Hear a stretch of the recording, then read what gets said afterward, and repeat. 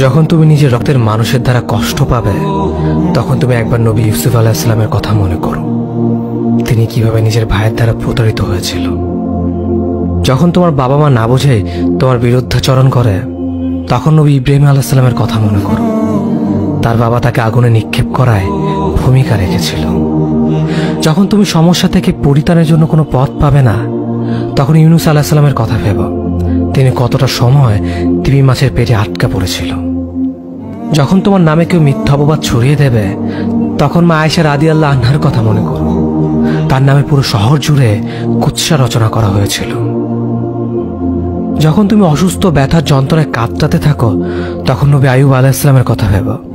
তিনি ভয়ঙ্কর এক ভাইরাসজনিত রোগে আক্রান্ত হয়ে তোমার থেকে বেশি কষ্ট পেয়েছিল। যখন তুমি দিনের কোনো বিধান নীতিতে যুক্তি খুঁজে পাও না, তখন নবী নূহ আলাইহিস সালামের কথা ভেবো। তিনি কোনো প্রশ্ন ছাড়াই মরুভূমিতে নৌকা তৈরি করেছিল।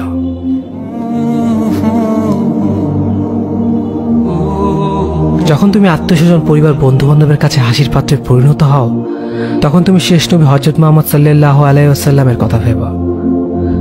রাসূল সাল্লাল্লাহু আলাইহি ওয়াসাল্লাম বলেছিলেন, সবচেয়ে বড় পরীক্ষা দিয়ে সবথেকে বড় পুরস্কার আসে।